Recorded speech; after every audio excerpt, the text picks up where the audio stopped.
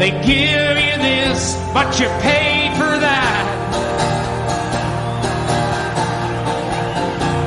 And once you're gone,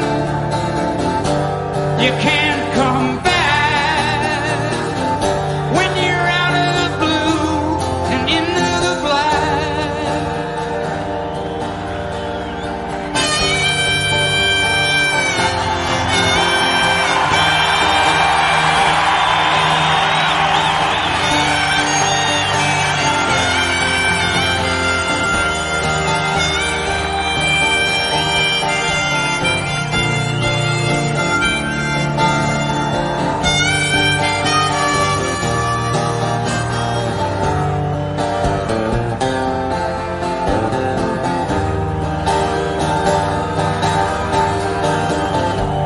The king is gone, but he's not forgotten.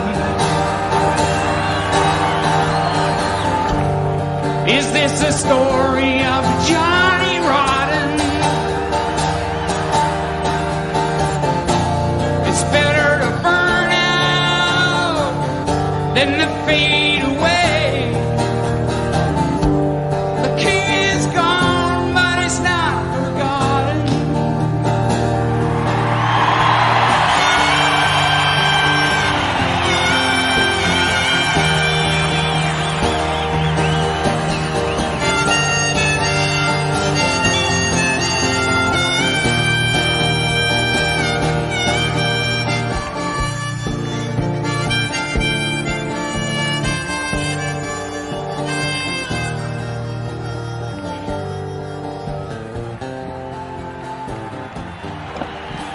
Hey everyone.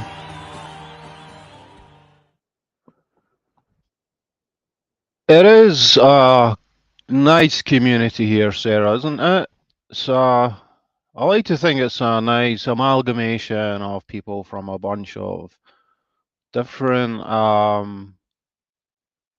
sides, people from a few different communities, right? One of Canada's greats for sure. That's a performance with balls.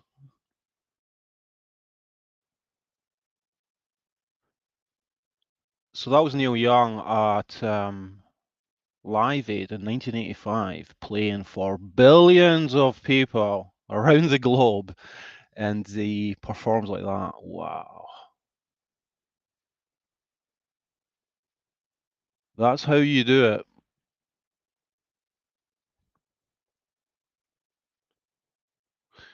Hey, Jules. Hey to everyone that's in here. There's a few names that I've not seen for a while. Hey, Energy Orchard. How are you? Big Country. Yeah, they're a Scottish band, aren't they? Hey, Monique. Hey, Margie. How are you? Robin York.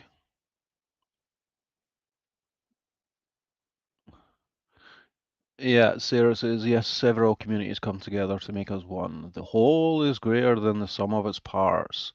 Well, let's see if we can prove that rule with the quality of our community, guys. I think I've got a bit of YouTube writer's block right now. So I'm a blank canvas tonight. If anyone has any topics they'd like to discuss, then let's roll with anything. Even any true crime. If anyone would like to watch maybe an interrogation, I'm up for that as well.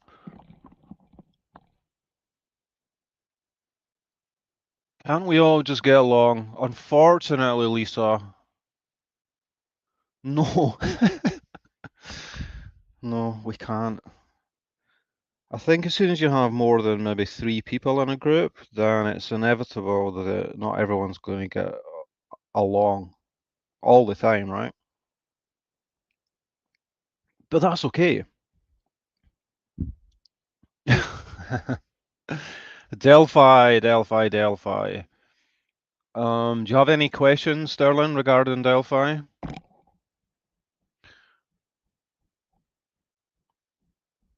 So many great songs. Cinnamon Girl and Hurricane are two of my faves.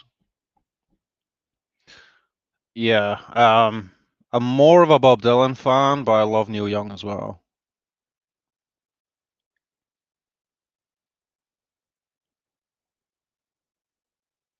He used to be Irish. Do I think Richard Allen did it? Yeah, I do. But that doesn't mean that it's not highly likely that someone else was involved in it. But I believe that he is Bridge Guy, for sure.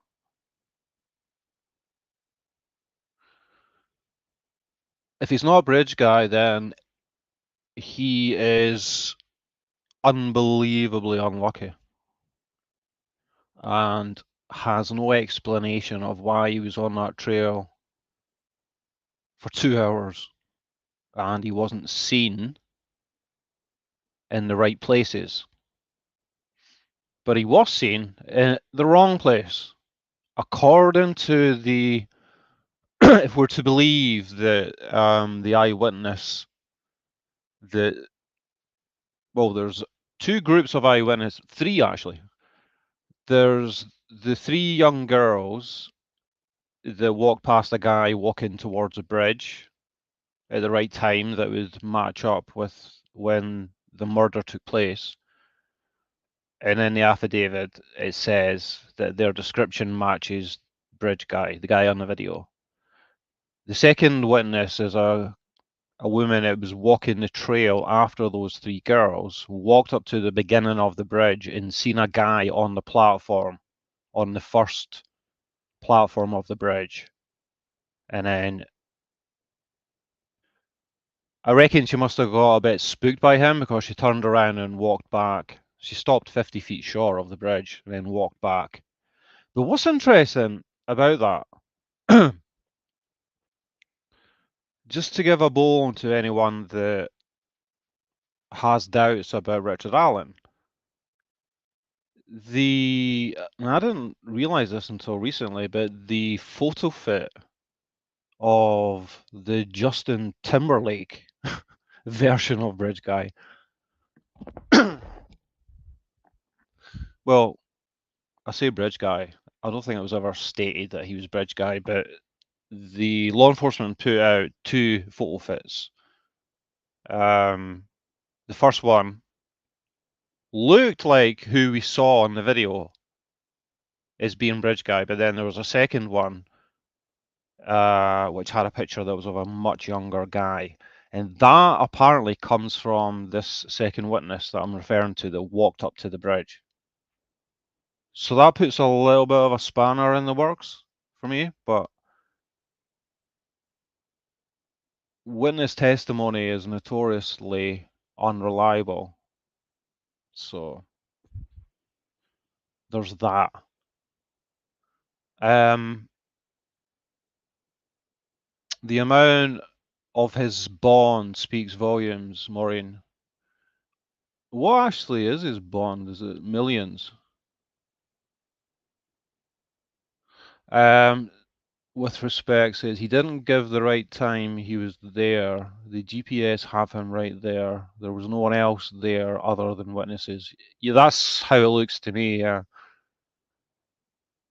Yeah, and so the third witness is someone that was driving down the main road that goes past the entrance to the trail where Libby and Abby got dropped off. I think it was about, phew, off the top of my head, I think it was about 3:50 p.m., I think. And she's seen a guy walking along the road back towards where we believe, according to the information from law enforcement and Richard Allen, that he was parked. And the guy that was seen by the driver looked bloody and muddy, wearing jeans that match Bridge Guy. And she described him to be matching Bridge Guy. It was high in the millions, 10 or 20. Read it last week. Yeah, well, not surprised at all. Lightning bug. Strange how the judge took his lawyers off the case. Yeah, so apparently some crime scene images got leaked from the defense team,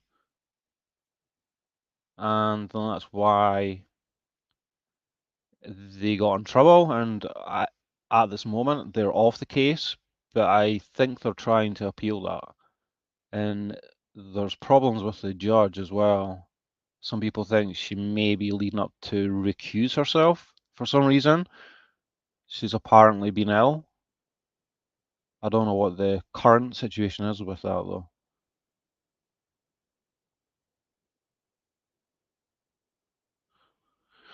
He probably wouldn't survive 10 seconds out of jail. Yeah, well, according to the defense, his life is in danger in jail, right?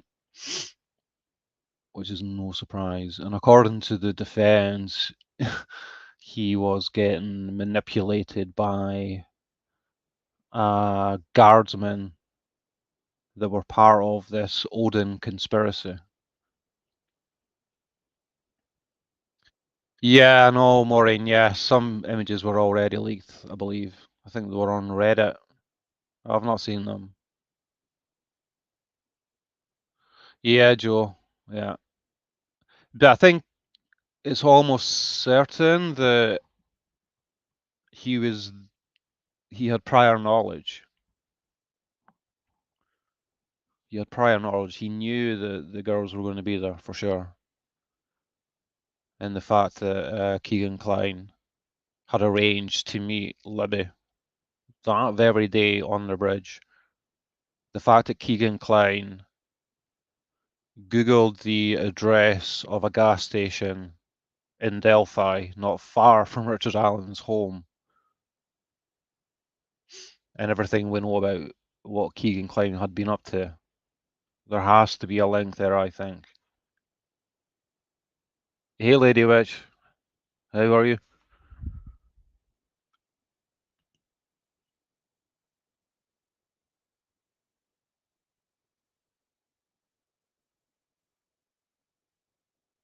Actually, I just wanted to drop a link. Got a nice surprise the other day. Diane from Diane's channel is going live tomorrow.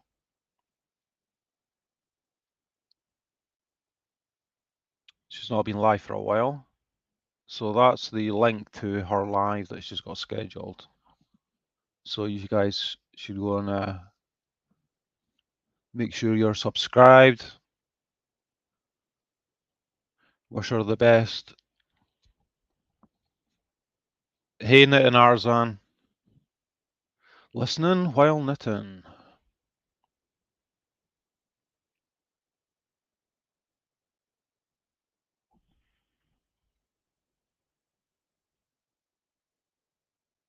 With respect, were those leaked just site pictures, non-graphic, of the bank where they were found? I've seen pictures like that, not of the bodies. I am assuming that what was leaked recently must have been pictures of their bodies, but I don't know, to be honest. You have to assume so.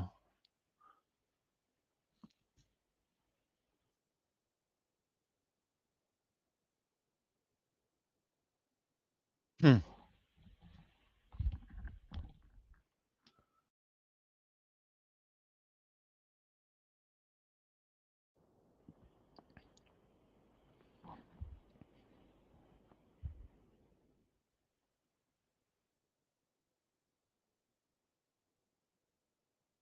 So yeah, who's going to bring me their dead? Who has any stories or topics or questions, guys? Yeah, that's Natasha there, hair in a biscuit. I just told her I was going live to talk about nothing.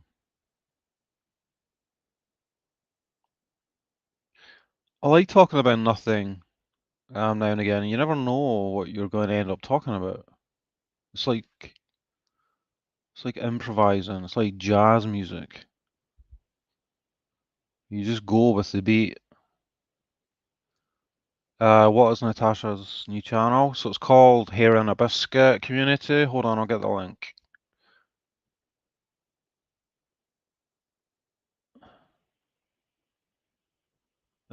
You talk about nothing nightly.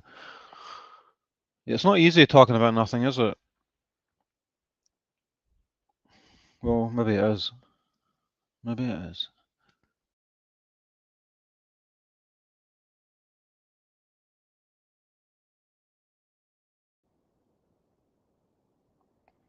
You're welcome.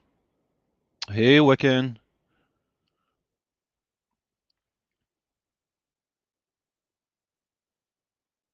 Um, oh yeah, there were those girls were definitely stalked and set up.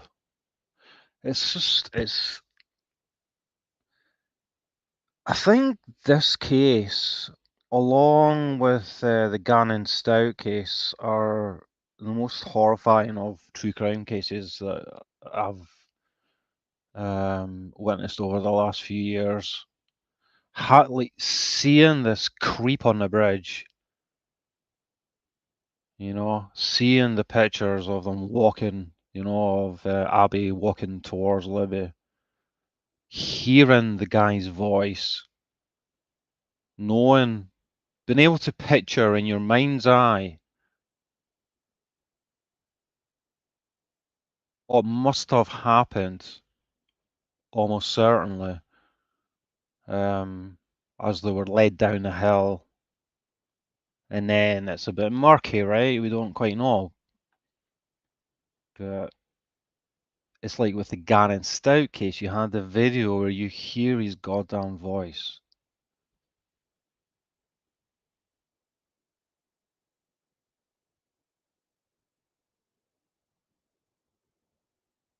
Oh, cool, Charlie.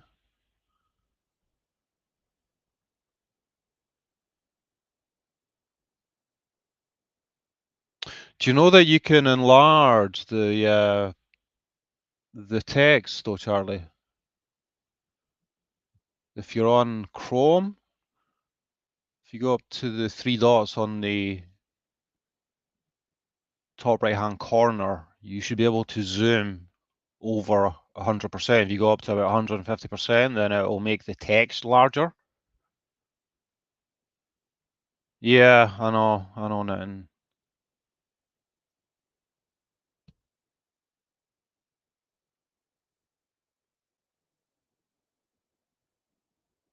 It's in the apps that they use. They communicate that way through games under different names, different emails, up to 100 apps per email. Yeah.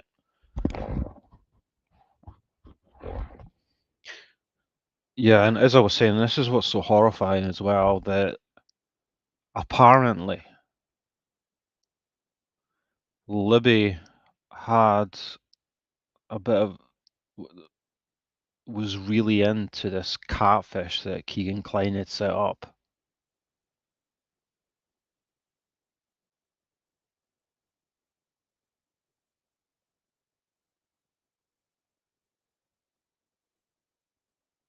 Oh, you're on your phone?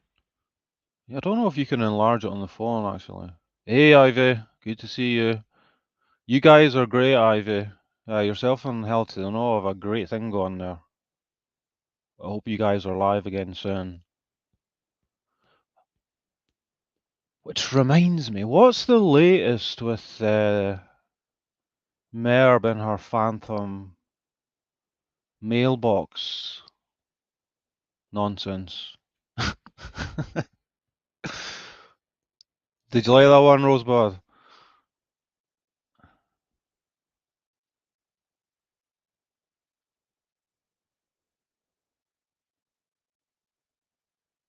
I find it hard to wrap my mind around her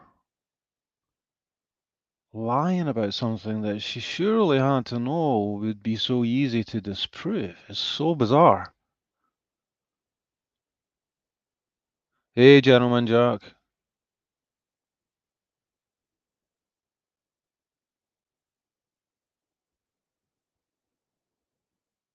Knitting Artisan, it's weird there are several people that had nefarious intentions toward Abby and Libby. Could that possibly give credence to the Odin stuff?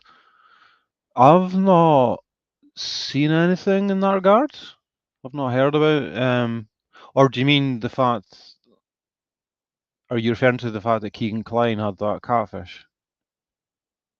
Hey, Darzan. Hello from the cold north. Well, I'm in the cold north too. Natasha's got a doozy to watch tonight about a man 30 minutes from me that they busted as a child predator. Yeah, it's this dark,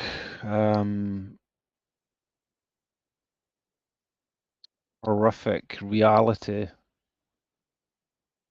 that's not always easy to face being out there, right? Charlie, I love how Snow Remover put Natasha's link in Murph's chat. That cracked me the hell up. That cracked me up.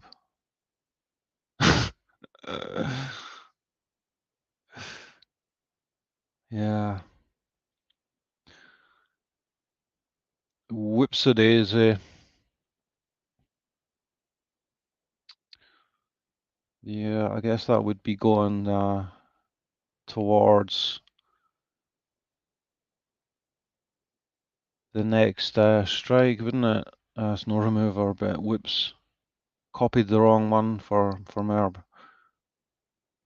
Rosebud. According to the updated docket sheet, still no lawyer showing representation for Merb. Yeah, I seen that. Sarah said the same thing under the comments. I think it is possible that she has still obtained a lawyer, but they've just not administered the paperwork yet. But from what I understand, that's number one, that's quite rare, and number two, that wouldn't take too long. That should be done pretty quickly. Hey, Jennifer.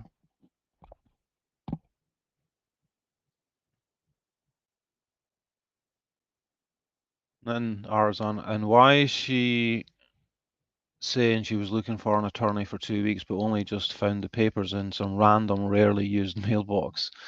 Like, does the mailman use a different mailbox sometimes? So many? Yeah, maybe the mailman's got to guess. Like, there's about 10 mailboxes all dotted around the property, slightly hidden here and there, and the postman's got to guess which is the right one.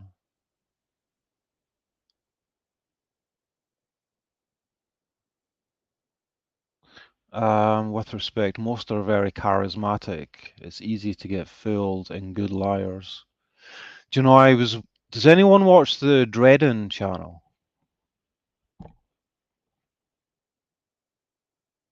There's a case I was watching earlier today, which all this talk reminds me of, about a young girl that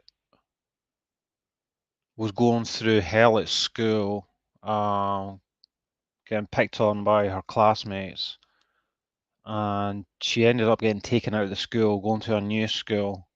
And I think she only really had one or two friends at that new school.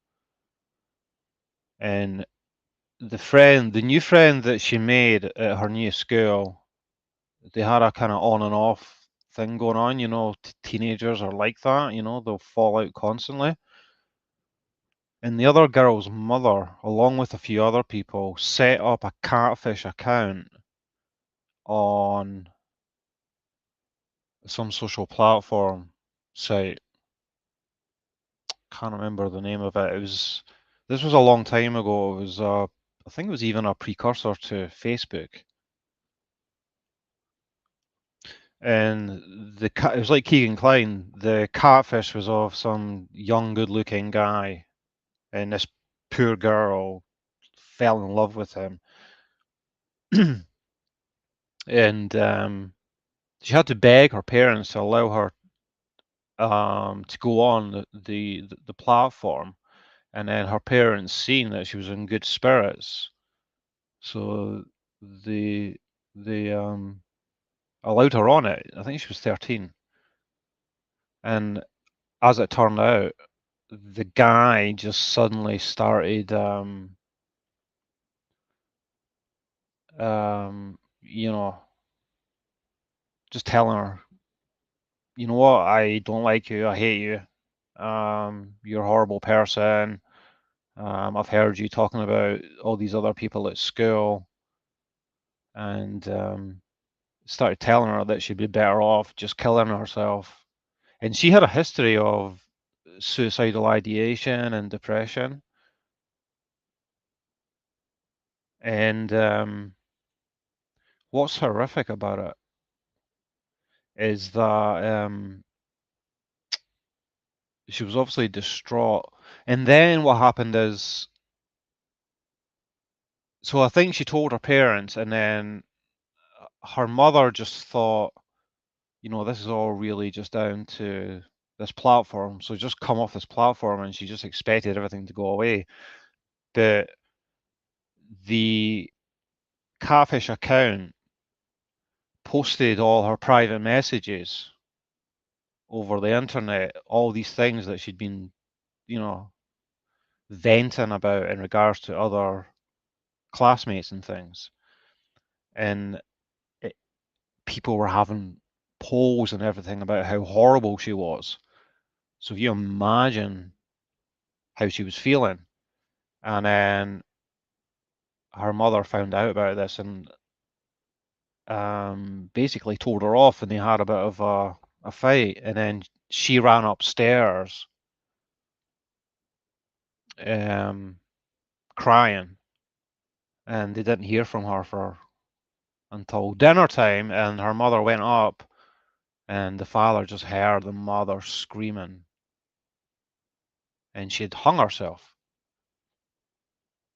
But get this, the catfish account was run by the mother of the friend that she had been falling in and out with, to try and find out what she'd been saying about her own daughter, to ruin her reputation. And it's going through all the legal processes. It's horrific. Um, Let me just see if I can find a link to this. It's on the Dreading channel. It's a really good channel. It's one of the best true crime channels out there.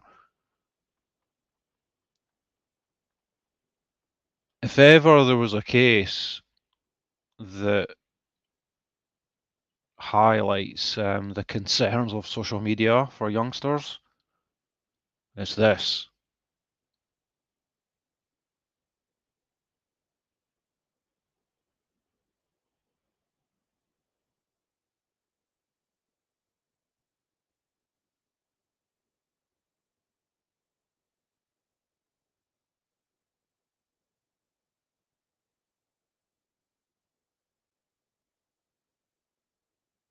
Okay, I'm just getting the link. And then I'll have a look back in chat.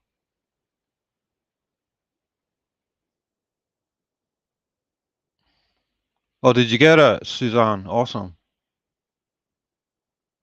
Thank you for that.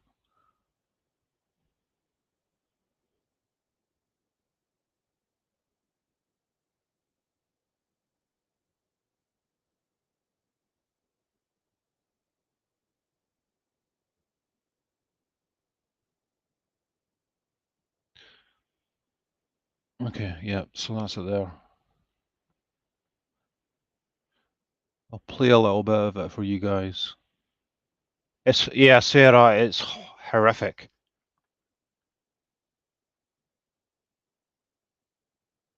And it wasn't just the mother. I think someone she worked with was involved in it, and the mother's daughter as well.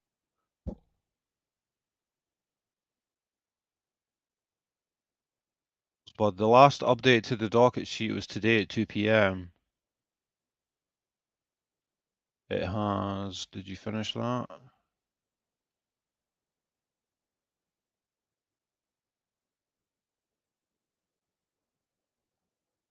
Can't see the rest of your comment. I presume there's no attorney on it for Meier, Brent. Hey, Mama Stone, how are you? Hey, Brian. How far north am I? I'm near Edinburgh.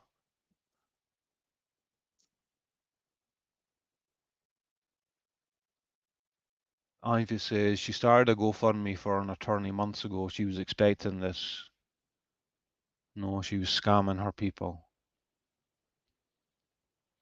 It's all done electronically in terms of the attorney getting registered, right? Ivy says there's a document in limbo on this site right now. Ah, okay. Huh. Well, I guess we'll find out soon.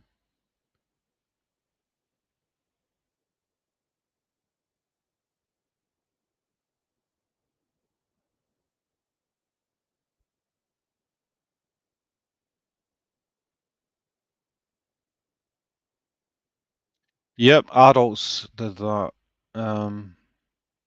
Lightning. And do you know what is disgusting? She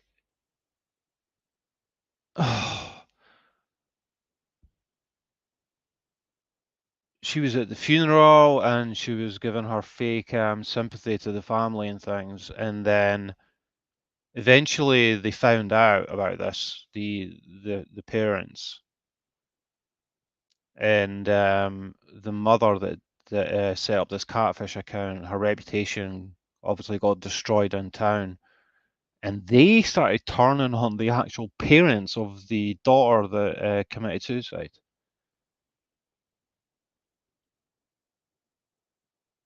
I don't know what the current situation is with this. I've not watched all of this yet. Has Merb divulged her pitbull attorney yet? No, we just know it's a pitbull. Apparently, there's a document waiting to be uploaded.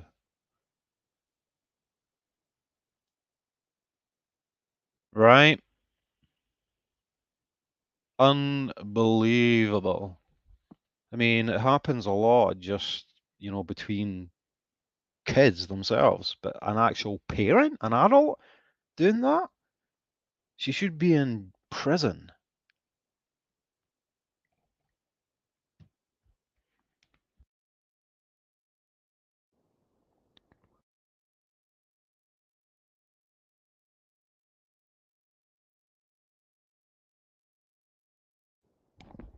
Did you ever watch Jim Can't Swim or Mentor Lawyer? Yeah, yeah, yeah. I really like Jim Can't Swim. I mean, are they still a channel?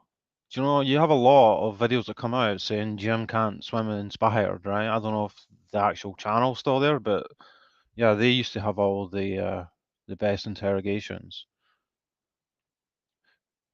Mentor Lawyer's pretty good as well. You're welcome, Sarah. You like Bruce Rivers in True Crime Loser? Oh, he's great. I've not heard of Bruce Rivers though. If any of you guys in here have not checked out this channel, Dreading,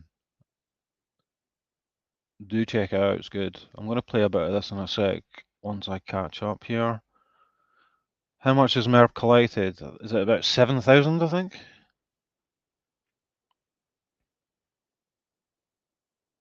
I am indeed. Hey, Jackie. John Hazeldine, how are you? Respect to you, bro.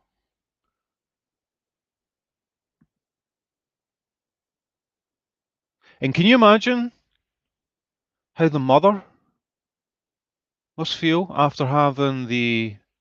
She obviously gave out to her because um, because the daughter didn't want to come off the social media platform because she felt like she had to defend herself, and her mother just being a bit naive I guess, about social media. I just thought that all the problems would just go away. It was all just through the social media platform, but it obviously wasn't that simple. So they had a bit of a row. So can you imagine how she must feel? You know, the guilt.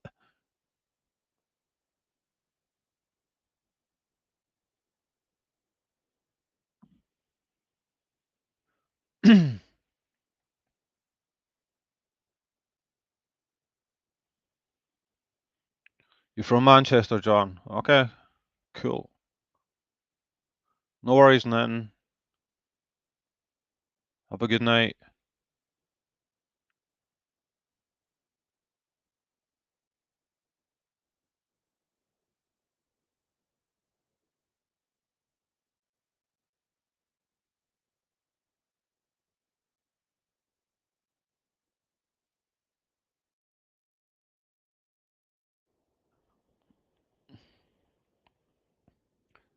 Sarah says, I think less than £1,000 on the old GoFundMe, but that was for her to be the plaintiff, not the defendant. I don't know how much she got from that flash sale. I heard about $200-300. So with the little I know about GoFundMe's, from what I've heard, seems she wouldn't be able to use that money. She may need another GoFundMe. Oh, I see what you mean, because she's already stated it was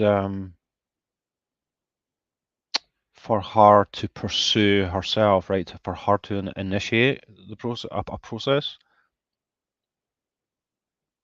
Hmm. All right, let me just play a little bit of this, guys, just so you know what the hell I'm talking about. This is pretty dark. If this is your first time here, welcome. Today we are going to be covering the case of Megan Meier. This case, like the majority of the ones covered on this channel, came in as a request, and I have to say it is one of the most harrowing, nonsensical cases I've had to cover. Before we begin, if there is a case you would like to see me cover, let me know either by leaving a comment down below or emailing me at dreading.official@gmail.com. I also want to say thank you for all the recent support, as this channel has reached over 400,000 subscribers in under a year. I appreciate all the kind words, criticisms, and help that all of you have so graciously provided me, and I hope to do better in the coming months. With all of that said, let us begin. Megan Taylor Meier was born November 6, 1992, to parents Christina and Ronald Meier in O'Fallon, Missouri. Growing up, Megan always felt like something was wrong with her, and as if she wasn't quite like those around her. She struggled with learning and paying attention, and was often made to feel like she was too much. Teachers would say she was inattentive, wild, and loud, and her peers would often bully her, saying she was crazy, dramatic, and weird. In class, she felt like everyone had a much easier time and could process things quickly, but she had struggled with some of the most basic subjects. If the subject didn't interest her, she would find her attention drifting off to something more exciting, and when something piqued her interest, she was obsessive. Beyond her difficulty with learning, she struggled to make friends. Megan was a bubbly, goofy girl who loved to make people smile and would often work extremely hard to get a laugh. She was always willing to take things further than those around her, making jokes at her own expense just to try and fit in. But it seemed to do the opposite. Instead of finding acceptance, Megan was often made to feel as if she were wildly different from those around her. Megan became the target of bullying in her school and was picked on for everything, from the way she talked to her weight. And the more she tried to fit in, the more she felt like she didn't. And by the time she was in third grade, when she was just 11 years old, she had already begun to consider taking her own life. Thankfully, she told her mom, who immediately sought out to get her daughter help. After speaking with a psychiatrist, Megan was diagnosed with attention deficit disorder and depression, stemming from deeply rooted self esteem issues. Having a name and diagnosis seemed to help Megan and her family for a short while, as they could put into practice some of the advice that her psychiatrist would recommend. But still, the bullying at school didn't stop. Megan did have one friend, though, a girl who lived on her block who was also in her class, Sarah Drew. Sarah, like Megan, was often ridiculed and bullied, and the girls leaned on each other for support. But as is the case in most middle school friendships, they would often fight, stop speaking, then make up as if nothing happened. Their families were friends, having met when Christina sold the Drews their home, and the girls were often at each other's houses. They spent holidays and vacations together, and when they weren't fighting, they were inseparable. The summer before the start of middle school, Megan told her mom and Sarah that she was excited for school to start. She had hoped that the new year would bring her a new chance to make friends and be seen as more than just the weird girl who everyone made fun of. She felt as if she had matured and had her sights set on befriending the popular girls at school. However, the opposite would happen. The girls who Megan had been so keen on befriending would turn on her in the first weeks of school, and once again, Megan was the target for bullying. This time, the girls in her class focused mainly on her weight, telling Megan that she was fat and unsightly. Every time she ate at school, girls in her class would make cow noises at her and comment cruelly, and she quickly stopped eating during the day. The bullying got so bad that Megan eventually broke down and begged her parents not to take her to class. Every day she would cry when she got ready, asking them repeatedly to let her stay home, and when they picked her up, it was the same. Christina and Ron believed that eventually things would turn around for Megan, but things continued to get worse. After a few more weeks of torment, Megan told her parents that she couldn't go back to school and that they needed to either homeschool her or transfer her to a new school, which they eventually did. This change proved to be beneficial for Megan, as she was able to make new friends and integrate into her new school without issue. In just 3 months at the new school, You know, guys, just take your mind back to when you were that age, 12, 13, 14, and there's a very specific reason that social media can be so goddamn dangerous for kids. Just think back to how certain events that would have happened to you that would now seem relatively um, easy to handle, things that you would have more perspective on once you've grown up and learned how the world operates and how people are, things that you could handle. But at that age, every event can just seem like the most either traumatic possible or the most exhilarating, exciting ever.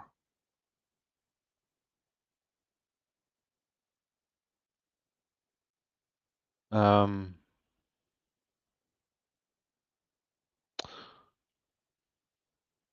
just leave it out, whoever you are.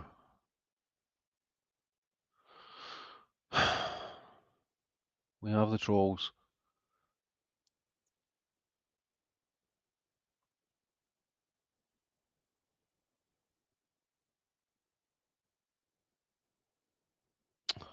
Give me a sec.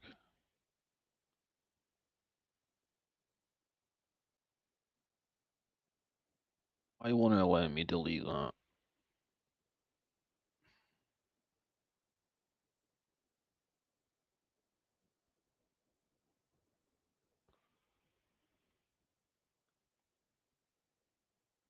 Okay, thanks, Suzanne. I couldn't get that comment. This is why social media is so dangerous for kids. Okay, everything is more acute and exaggerated at that age, right? And just cast your mind back to being that age.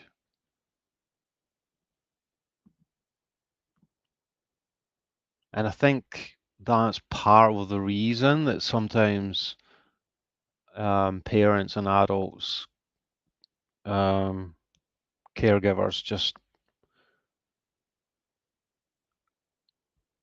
are a little oblivious to.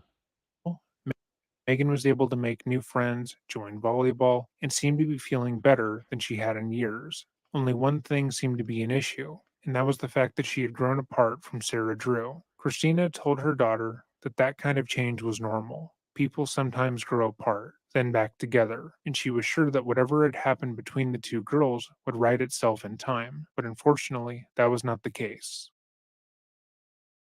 While Megan was starting to make friends at her new school, the social media site MySpace was quickly gaining popularity amongst teens and young adults. Overnight, it seemed as if everyone her age and older had a MySpace, and daily, kids would come home from school having spent their nights on the site. The kids who didn't have a MySpace, whether that be because they didn't have their own computer or their parents didn't allow them to, were left scrambling, trying to figure out what their friends were talking about and what they had missed. Though the MySpace terms of service stated that kids under the age of 14 were not allowed on the site, Megan and other girls her age had made profiles on the website in an attempt to talk to boys their age. In order to avoid being banned, they would often use pictures of older girls on their profiles, but it was clear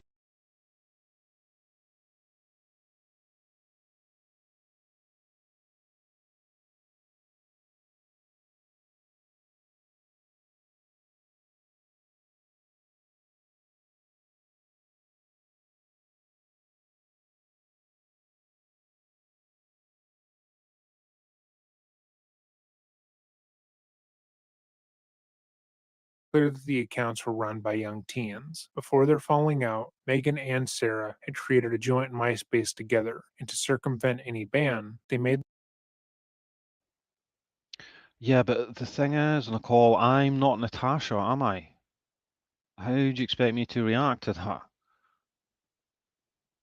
the profile picture the Playboy Bunny logo. Christina eventually found out about the account and shut it down. She sat her daughters down and talked to her about the dangers of being online. But Megan, like most teens, didn't care all that much. She just wanted to be included, and that meant getting on MySpace. When Megan started 8th grade, she approached her mom in an attempt to use the social media platform. She told her that she was almost 14 years old, and as such, she should be allowed to make an account on the site. She promised Christina that she would be careful, and told Oh, her hey, mom Callie. that she could monitor all her Glad you're messages and here. posts to make sure she didn't do anything bad, and she would have final say over who she could be friends with on the site. After discussing it further, Christina eventually relented and allowed Megan to make her own account.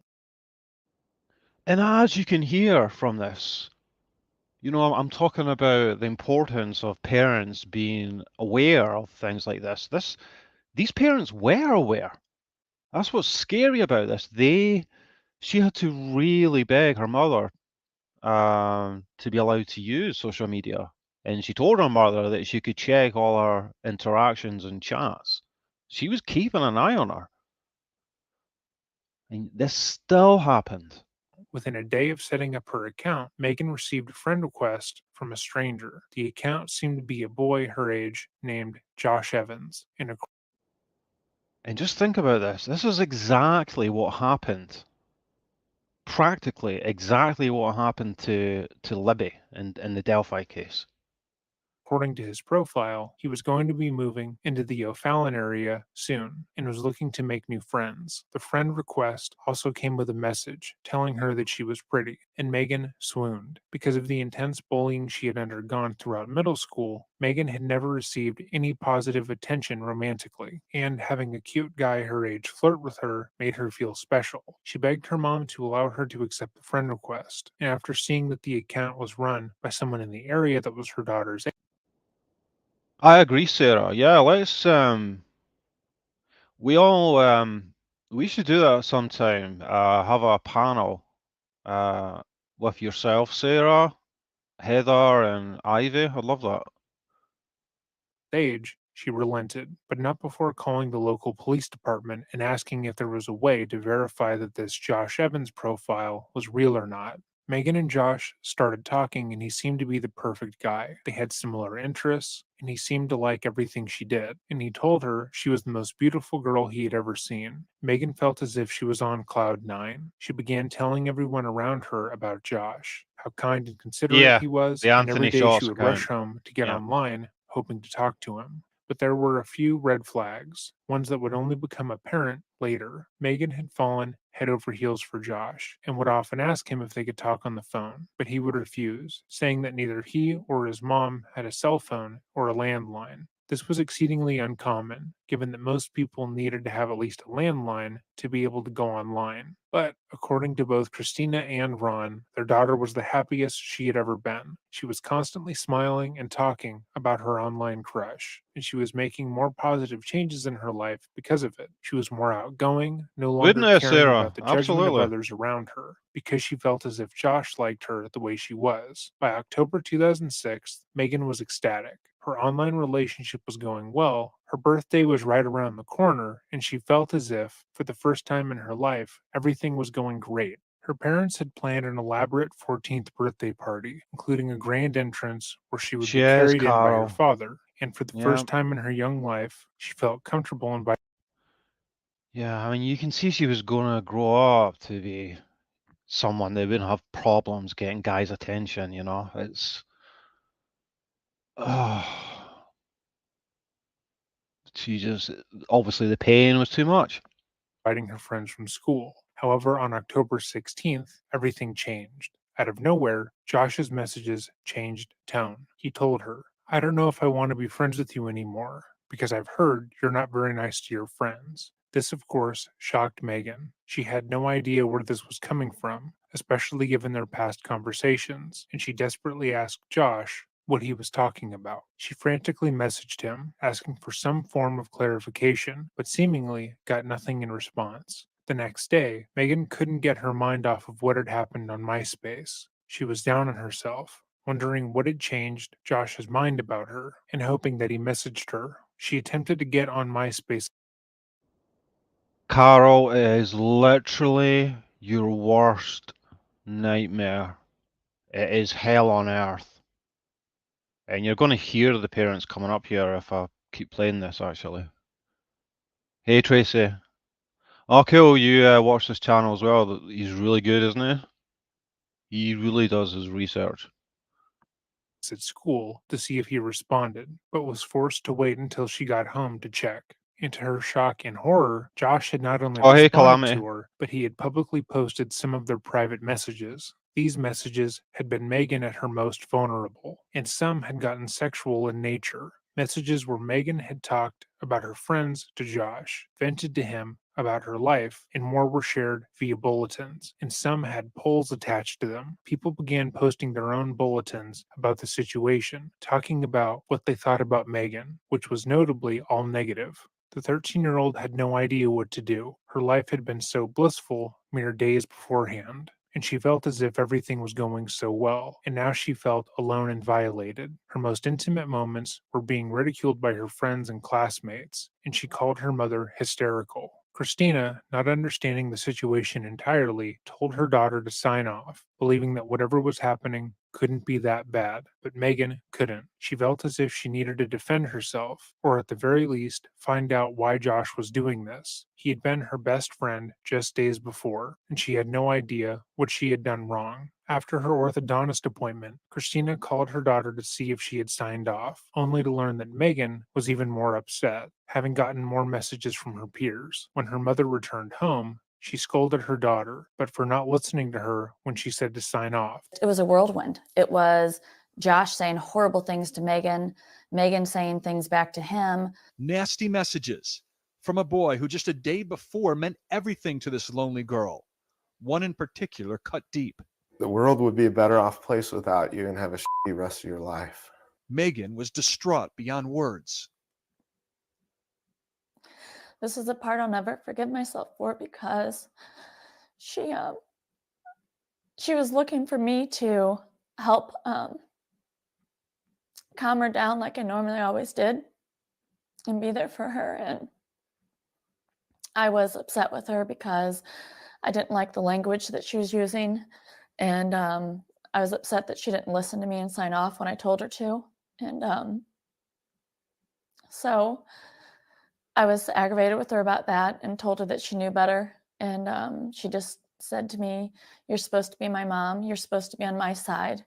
And she took off running upstairs. And for some of the language she had used in the messages themselves. After screaming at her mother, Megan ran upstairs, and it was there where she hung herself from her closet using a belt. Her parents believed she was cooling off after the argument, and that when they got her for dinner that night, she would be calm enough to talk about what had happened that day. But 20 minutes later, Christina would find her daughter. Tina left, walked upstairs. I didn't really pay much attention to it. And then I just heard a blood-curdling scream. I just saw her hanging from her closet. When she just screamed, I was right there. I tried picking her up. I held her, and I yanked the whole closet thing out of the wall. And Tina ran and got a knife so I could cut the belt from around her neck, and then started performing CPR. She had tears the entire time running down the side of her face until she passed away. Just like, please, Megan, breathe. Megan was pronounced dead the next day. And just remember, guys, why this happened, what this stemmed from. Her new friend at her new school had fallen out a few times, and the other friend had obviously told her mother, and her mother set up this catfish account to do this.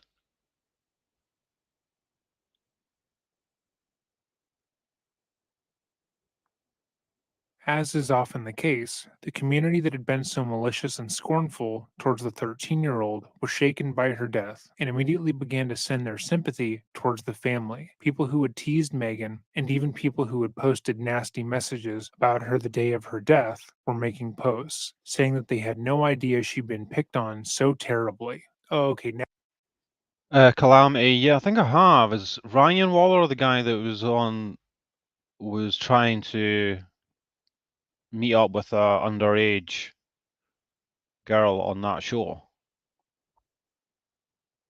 I think he was physically handicapped and things, right? now we get it. Now we're all really, really sorry. Okay. Yeah, no harm, no foul. That makes sense. The Myers family was broken and sought to try and find answers about what had happened. But upon logging into their daughter's MySpace page, they found that the man who had Yeah, seemingly started Lisa. the attacks, Josh, no longer seemed to exist. His MySpace, mere hours after Megan's suicide, had been deleted. When Ron Meier came home from the hospital, he wanted to find Josh Evans, let him know what he had done to his little girl. The first place he tried to look was Josh's MySpace page. It was deleted. The whole Josh Evans. And this is going to make you angry because it was the mother, someone she worked with, and I think her own daughter that were all taking part in this. And the other, her friend at work was racked with guilt. She had herself in a psychiatric ward, I think, at one point, but not the mother that was behind this.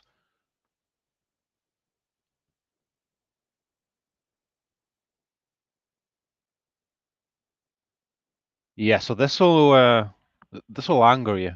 No longer existed.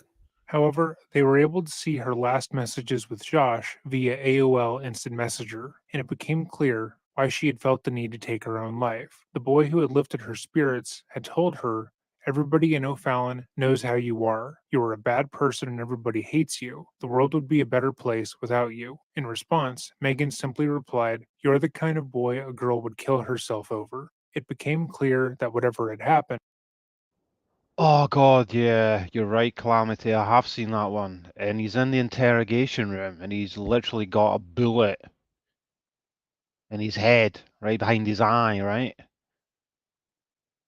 Yeah. You get some of the names mixed up sometimes in these interrogations. Yeah, I've seen that. It's unbelievable. The fact that he was still able to answer questions.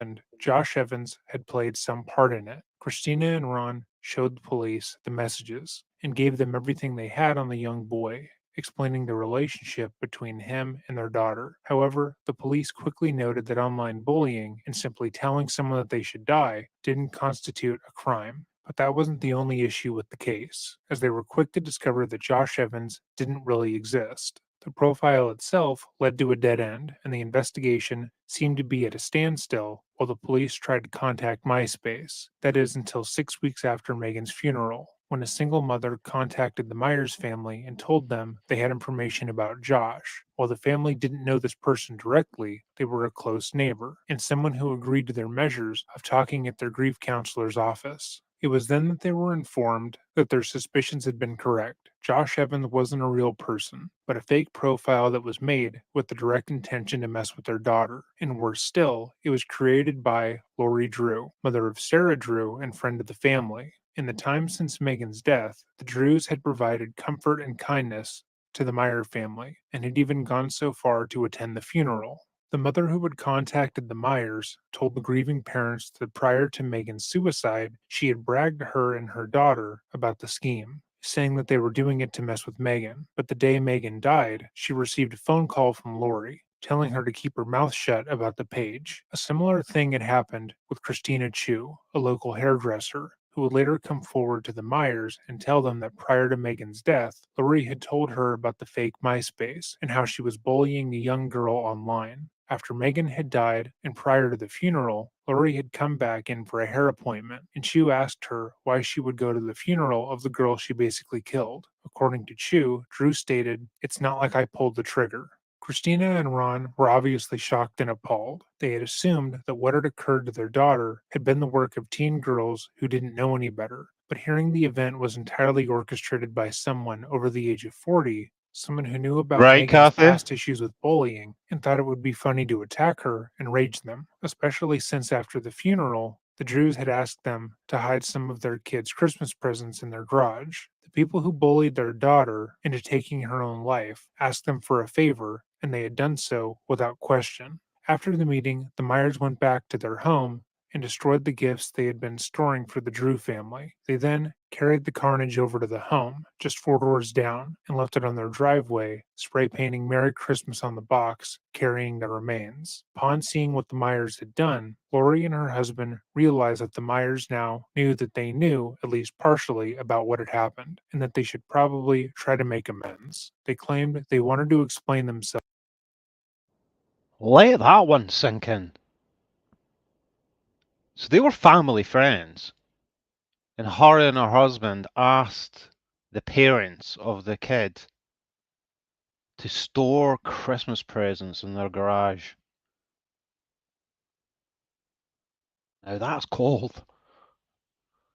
And tell the Myers everything, which is entirely irrational. How they expected to talk through the fact that they had maliciously bullied a 13-year-old that they knew was depressed and dealt with suicidal ideation to the point of killing themselves, I don't know. But according to their own admission, that's what they attempted to do. They walked over to the home and banged on the door, telling Ron and Christina to come outside to talk to them. The pair taunted the family, saying to come out and speak to them like adults, but they remained inside, with Ron informing them if they didn't get off their property, he would force them off. He had his friends explain to the Drews that they didn't care about what they had to say. There was no reasonable explanation for making a fake account to bully their daughter into taking her own life. Despite this, both Lori and her husband did this countless times, seemingly mocking the family for not wanting to speak to the people who.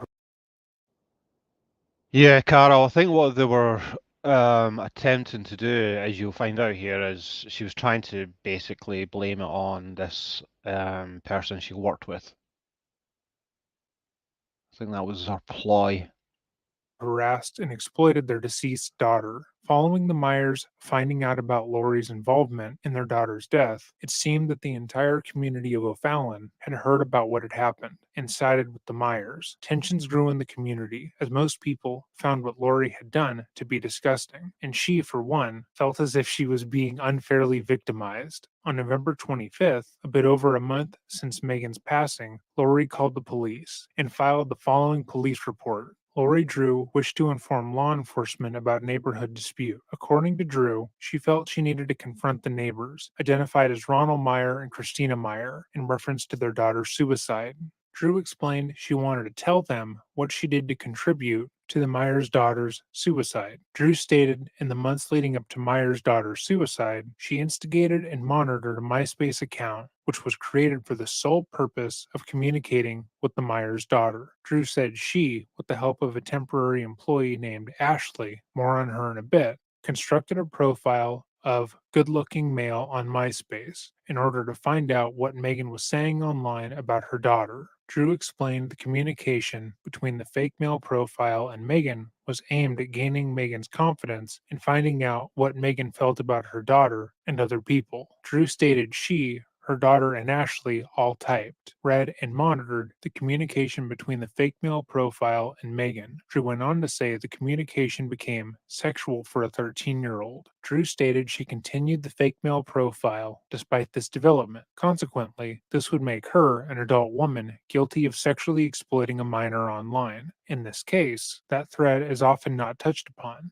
but I felt it important to note. According to Drew, somehow, other MySpace users were able to access the fake male profile, and Megan found out she was being duped. Drew stated she knew arguments had broken out between Megan and other users on MySpace. Drew felt this incident contributed to Megan's suicide, but she didn't feel as guilty because at the funeral, she found out Megan had tried to commit suicide before. Lori is obviously trying to defer any guilt and responsibility on her, her employee, or her daughter's part here, stating that somehow hackers were able to access the fake account and they were the ones to send the final cruel messages to Megan. She had already admitted to the bulk of the harassment and claimed to have made the account with the idea of bullying Megan, but apparently admitting that she had caused the child's death was a bridge too far. Drew explained the neighborhood had recently found out about her involvement in Megan's suicide, and her neighbors had become hostile towards her and her family. Despite the recency of the suicide and several neighbors in recommending she not confront the Meier family, especially on Thanksgiving, Drew stated she and her husband attempted to contact the Meier family 3 times, banging on the door, although Mr. Meier had already told them to leave.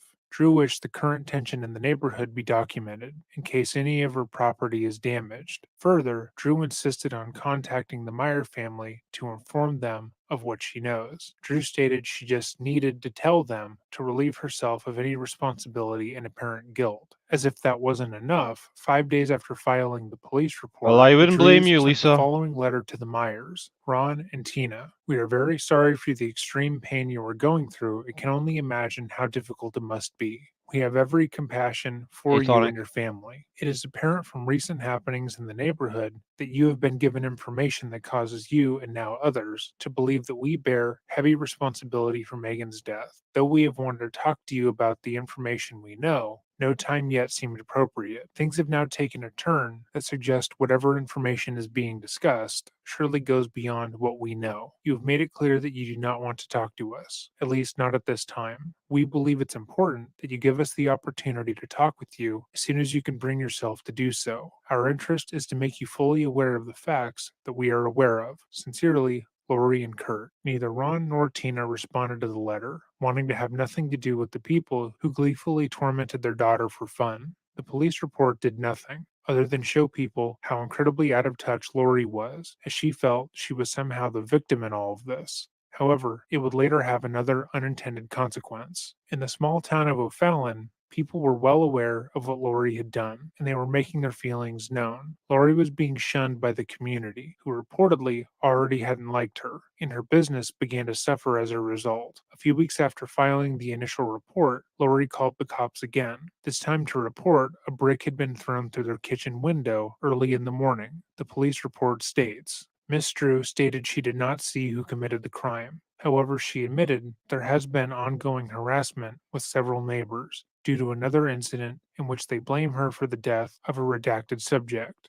A month after, she called the police again, stating that the Meiers were harassing her family and causing them a great deal of grief and distress, which is incredibly ironic given that she killed their daughter. She claimed on January 21st, 2007, that Ronald Meier had driven by their house that morning while her family was outside shoveling the driveway and yelled, "Who are you going to kill today?" According to the police report, she claimed that because of the harassment and tension in the community, her daughter was being ostracized, and it was no longer safe for her to walk to school or play outside. She told the police dispatcher she would be installing security cameras around her home, just in case, and that she was hoping to avoid taking this issue to court. 3 months later, Drew called the police again, this time saying a paintball had been shot at her home, which she believed was done by the Meiers. Despite installing security cameras, the person who shot the home wasn't seen on any of them, as if they knew where the cameras were and how to avoid them, and they had only shot the home one time.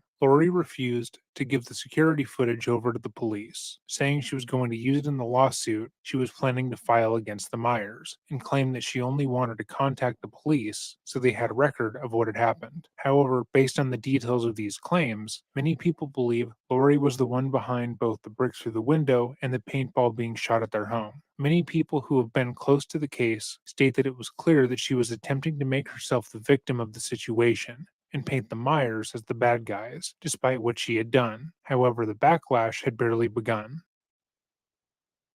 It wouldn't be until nearly a year after Megan's death that the media picked up on what had happened. The Meiers had been advised by the FBI to refrain from talking about the investigation as it was ongoing. But after reading an article on online harassment, Megan's aunt, Vicki Dunn, reached out to a reporter to cover the story. After the initial report, the story quickly gained steam, with CNN contacting the Meiers to talk about what had happened and how no charges had come down in the case. When reached for comment, a police spokesman said Drew's behavior might have been rude and immature, but it was not a crime. The story grabbed headlines, with people appalled at what had occurred. And although Lori's name had been kept out of certain publications, online sleuths were able to find her within days. Lori's name, address, and phone number were publicized, along with calls to boycott the Drews family business. Despite what she had said about online harassment being not that bad when she did it to a 13-year-old, Lori felt as if, when it was directed at her family, it was too much.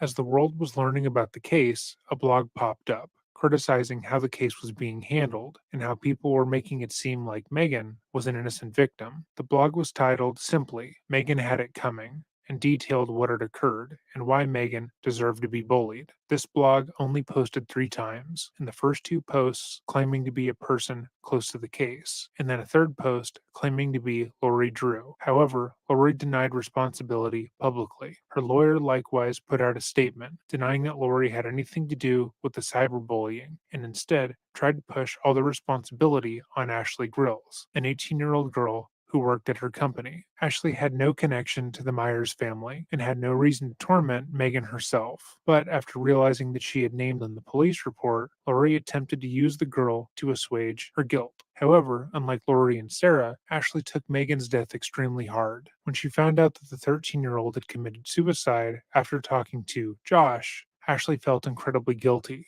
Lori allegedly told her to keep her mouth shut and to tell no one about what had happened, but she didn't know how to cope. She didn't know what to do and became suicidal herself. She sought treatment, and while the investigation was taking place, was in a psychiatric facility dealing with her own suicidal ideation. Because of that, she was never interviewed by the police, and Lori tried to shift blame from herself to Ashley. Diane, so many people have asked, where were the adults in this situation? Well, in an exclusive interview, the young woman who is at the center of all of this is speaking out for the first time and says there was an adult there. And worse, she was taking part. In the year and a half since Megan Meier took her own life at age 13, her small, close-knit neighborhood still is struggling to heal. Just months ago, Megan's parents, Ron and Tina, could barely contain their pain. My life is nothing even remotely resembles what it was before. Lost the daughter, the family, just everything that was about us as a family as a whole no longer is. Never will be. Tina Meier will never forget the anguish her impressionable daughter felt when a boy calling himself Josh Evans on the popular social networking site MySpace suddenly turned mean and insulting.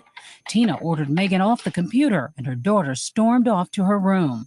I went upstairs and opened the door and saw her hanging in the closet. Oh, really, Laura? This is horrific. And you're going to hear in a minute from the employee that was involved in this. Obviously, none of us here would ever get involved in anything like this, right? But just imagine you somehow had been persuaded to take a part in something like this, you know, through some ridiculous decision you made, right? You believed that this person was harassing and bullying another child or something, and you made a bad decision to be a part of this and send some of these messages, and then you find out the girl has taken her life. Can you imagine what that would do to you?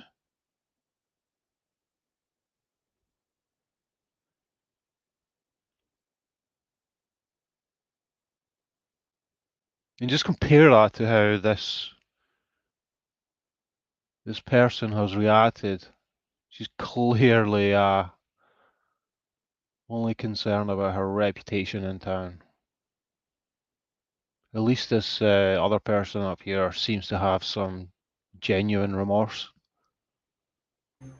And screamed and ran over and tried picking her up. 6 weeks later, they learned there was no Josh Evans, that it was all a cruel hoax created in the home of neighbors Lori and Kurt Drew, whose 13-year-old daughter was unhappy with Megan. While authorities investigated, Lori Drew denied involvement, pointing the finger at this woman, 19-year-old Ashley Grills, as the mastermind of the fake account. But Grills, a longtime family friend of the Drews, insists that Lori was deeply involved in the deception. Who said, let's go online? That was me and her daughter. And then she said, that sounds like a good idea. Lori Drew said that? Yes. So she was in from the beginning? Yes. No doubt in your mind? No doubt. And then you created the character? Yes. Ashley says she found a photo of a good-looking teenager and named him Josh Evans. Josh then contacted Megan. It was a prank, she says, to find out if Megan was gossiping about the Drews' daughter. What did you know about that friendship and whether there was any trouble between them? There was always trouble. They'd be friends one week and in an argument the next. The fake friendship went on for weeks, with Josh flirting with Megan. And did everybody take turns writing at some point? Basically, yes. Lori, ever? A couple of times. So Lori actually sent messages as well? When we didn't know what to say. You're sure? I'm positive. Now, Lori Drew has said through her lawyer that she did not create or direct anyone to create the Josh Evans MySpace account, that it was really all your idea. True? Yeah, that's not true at all. Why would she say that? To cover her own self, I guess. So you go on and you're typing and you're going back and forth and it's fairly innocent. Then it starts to get nasty. Mm-hmm. Nasty messages. Yes. Then there's finally a really nasty message. Do you remember it? Yes. What did it say? Our world would be a better place without you. Who wrote that? I did. I was trying to get her angry so she would leave him alone and I could get rid of the whole MySpace. So you wanted to end it? Yeah. By now, Ashley says she was feeling guilty about the trick. So this message is sent out, and then something terrible happens in the Meier household. Yes. What is going on there? My daughter just hung herself. It was October 16th, 2006, when the Meiers' world was shattered. What did you think? What did you feel? I thought it was my fault. So what goes through your mind when you hear that a teenage girl that you all just played a joke on has committed suicide? A lot of things. Like it was my fault. I shouldn't have said what I said. She says that Kurt Drew insisted that she quickly close down the MySpace account and that Lori instructed her to keep quiet. For a year, Megan's parents remained silent while Missouri officials investigated, but they soon went public with their story. A firestorm erupted with Ashley Grills right in the middle. Weeks ago, she testified before a grand jury in California, where MySpace is based. Criminal charges are being considered there. What kinds of things did you hear from people? They would tell me to kill myself and save everybody the trouble. People say they don't understand it. How could this have happened? Who could be so cruel? Who's to blame? I guess all of us. I mean, I'm partially to blame. They are partially to blame. What do you want people to know about you? That I'm not heartless. I do know what I did, and I take responsibility for it every day. But the Meiers were not accepting that. It was clear, based off the initial police report, as well as Lori's actions, that her daughter had been the main people behind the account. But unfortunately, there were no laws in place that could get justice for Megan. Instead, Lori was indicted and convicted by a jury of violations of the Computer Fraud and Abuse Act in 2008. This case was later vacated, as the courts didn't want to criminalize making a fake account and pass social ridicule. Lori has been able to walk free. But this trial allowed for the public to finally know why the Drews felt the need to harass and bully Megan. When being questioned on the stand, both Lori and Sarah admitted that they made the account for the express purpose of finding out what Megan thought about Sarah. They were suspicious that she was talking negatively about her, and Sarah went so far as to say that Megan was a bad friend and a bad person because she had called her a lesbian, fat, and weird. When asked by the defense if she had ever done the same to Megan, Sarah said she never did, then corrected herself, saying that she'd called Megan negative things sometimes, but she was a good person despite that, which is obviously ironic. After realizing Lori would never be brought to justice for her actions, and that technically nothing in this case broke the law, the Megan Meier Cyberbully Prevention Act was passed. Tina then founded the Megan Meier Foundation, a nonprofit that was made to educate about and end cyberbullying. A link will be left below to donate. If you have made it to this part of the video, thank you for watching. If there is a case you would like to see covered, let me know. Horrific, right? Does it not make your blood boil that they couldn't be prosecuted properly? How can that be? And there's one uncomfortable takeaway, right? That younger woman that you just heard speaking there that created the profile for the mother, she probably isn't a monster, right? She's obviously not a very good human being, but she's not like a cold-blooded monster, and yet she still took a part in this.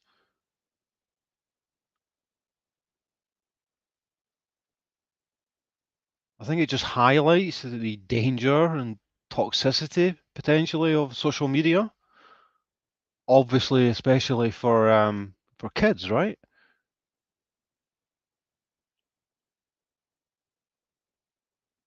Yeah, I seen you saying there that Tina, Megan's mother, went to give a talk at the school. And this is the horrible thing. Bullying has gone on between kids since the beginning of time. I would assume it's never been less prevalent. We have to believe that, right?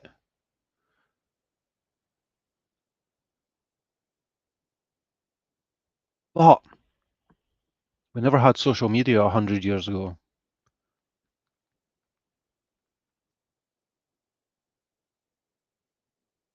It's so much harder to be on top of communication. Yeah, she did have remorse, it seems, at least. But yeah, they should all be prosecuted. All of them.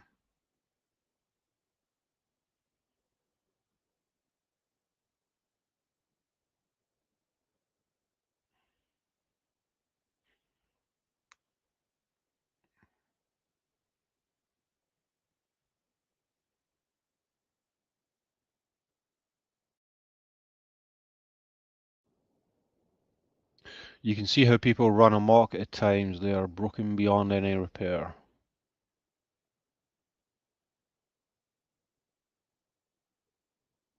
No, no way. So the parents divorced.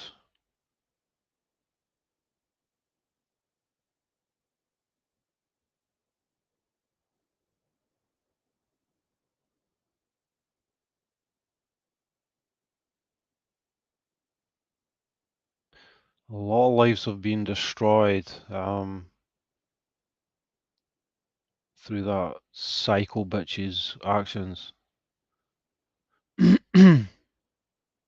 I hear you, Jenny.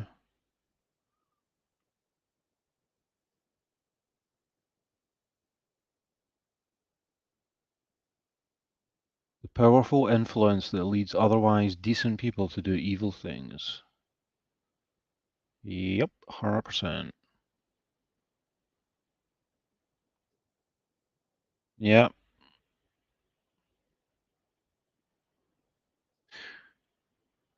We could all understand a parent taking justice into their own hands, right?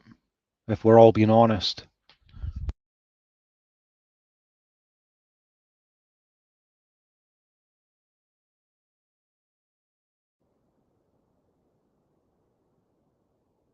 That's true, Callie. Absolutely, yeah. It's really common after tragedies.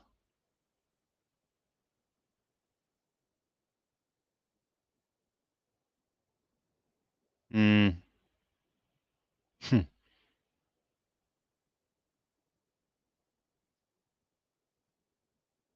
I wonder.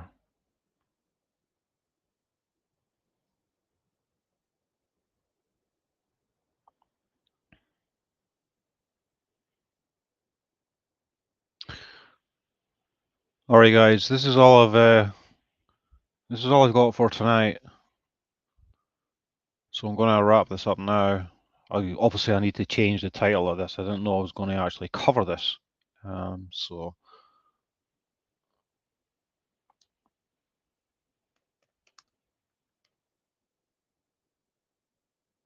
let me do that.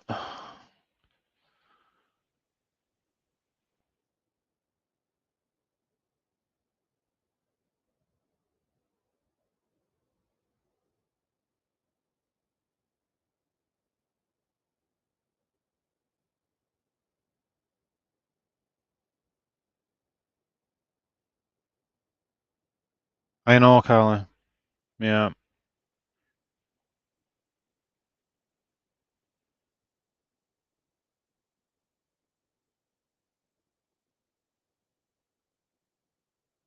All right, guys. Thank you, everyone, for joining us on this late Monday evening. I'm sure I'll see you guys around soon. If not, have a good night and enjoy the rest of the week.